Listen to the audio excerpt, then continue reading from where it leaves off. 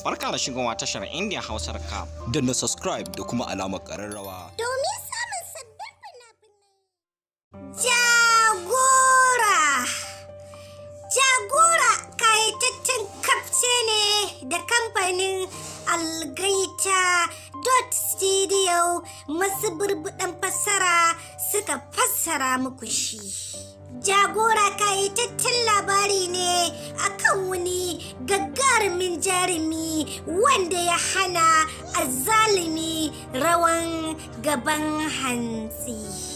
Masu cewa suna cewa mai son kayanka ya fi ka dabara, yayin da bus ɗin ya yi kwance-kwance ya auri 'yar gidan CM.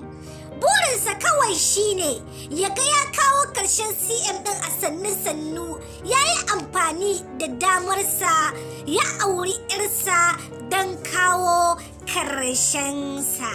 Sai dai bus ɗin ya yi nasarar kawo ƙarshen CM, amma ya kashe maciji ne bai guzure masa kayi ba. CM yana da ɗansa mai suna Jagora.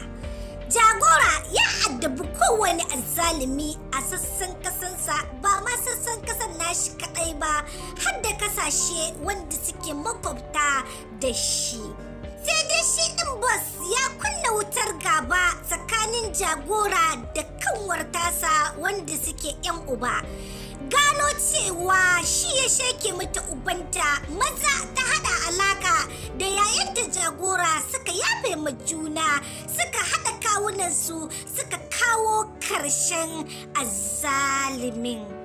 Tabbas wannan kabce na kunshe da cakwakiyoyi fin wanda na furta a baya.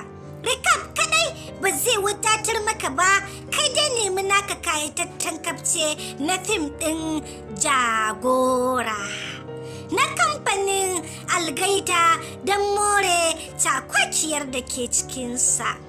Kada ka manta, idan wannan shine zuwanka karo na farko zuwa wannan tasha tamu mai albarka mai suna Indian Hausa Recap TV.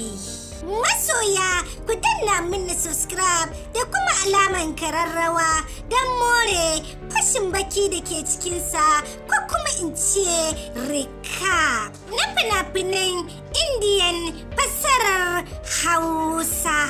Kai dai kulla halaka da wannan tanar tamu mai albarka don sanar da ku masoya da zarar mun